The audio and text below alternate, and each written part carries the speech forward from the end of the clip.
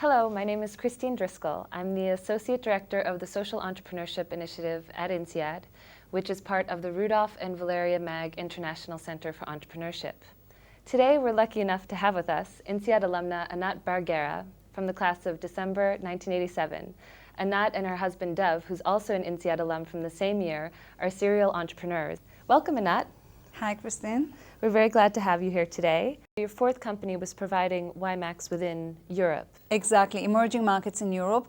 We started in Vienna in Austria because this is like our natural hub. This is where we had the previous companies, or most of them. But we very quickly went into Croatia and Serbia, also with the thinking that WiMAX is a natural for emerging markets. Could you describe a little bit what WiMAX is for people? Okay, so the elevator pitch WiMAX is like a Wi-Fi, but it covers a larger area. Instead of 100 meters, it can cover something of around 2 kilometers, depending on the equipment.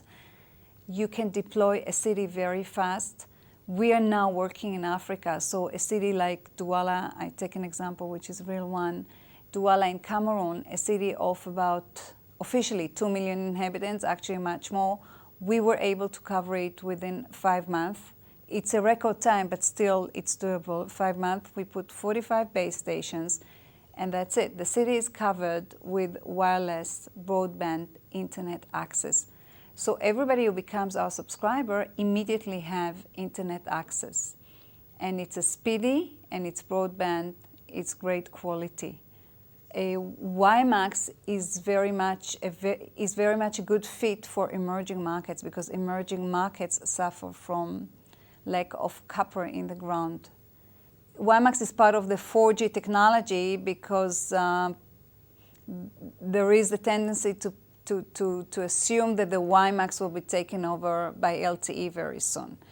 I don't want to get into this discussion. All I want to say is that we started by providing WiMAX today, and we might upgrade ourselves to LTE. And so we get licenses. Another big difference between WiMAX and Wi-Fi is that WiMAX, you get licenses. It's not a public spectrum. You've got to go to the regulatory bodies and acquire them.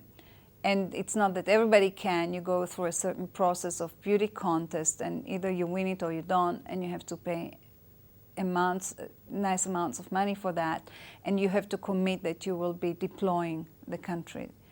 So we did this in Austria, Slovakia, Croatia, and we were the first pan-European operator on the WiMAX domain. The company built very quickly strong technical and operational competence. We got twice Best of WiMAX World Award. And we built about 200 base stations and acquired a couple of 10,000 of subscribers. That's wonderful. In 2007, we got an offer from NextWave, which is a publicly traded company on NASDAQ in the WiMAX area, and we decided to sell them the company. And then we said, this time we're really going to go and retire, that's it. But you didn't. But we didn't. Which leads to your current venture, 4G Africa. Do you want to tell us a little bit about the work you're doing there? So in 2007, we started 4G Africa, which provides, for the moment, WiMAX connection. But the mission is basically to provide a state-of-the-art, affordable, wireless broadband internet access to the people and to the businesses of sub-Saharan Africa. So we started with the WiMAX, as I say, we might upgrade to LTE.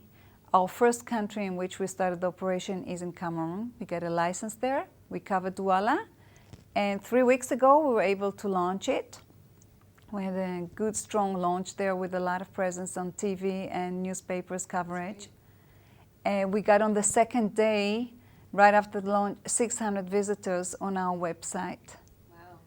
And when you know the numbers, like Cameroon is 20 million people country, but the amount of people who are using internet, the African average is something around 5%, and broadband internet is around 1%. So that's pretty amazing. Facebook users in Cameroon, for example, is 220,000 people. So to get this amount of visitors, we were very happy. Yes. In the meantime, we got another award within 4G Africa, a red herring. They gave us the award of one of the innovative companies in Europe. And we're laughing because we are an innovative company in Europe. We have the headquarters in Switzerland, but actually the operations are all in Africa. So in a way, Red Herring is the first time that Red Herring gave an award, but to an African company. Yes. They still don't have this category. We're very excited about Africa, because about 4G Africa, because this time we feel that without even planning for it, it turned into something which is very much doing social entrepreneurship. Yeah. So, but I want to make very clear, this company we're doing with our money, with other investors' money, and we're doing it for profit. But we feel that this time there is like a double bottom line. Yeah. I think the company is going to do very well for its investors, but it's going to do good for the continent. So it's very much committed to closing the digital divide. And this is one thing that we see for sure. We're there. We let people access the internet. It's affordable. It's state-of-the-art. It's reliable. It's there. They go in it. They get the idea of what it is. How fast can you send emails? What can you do on these platforms?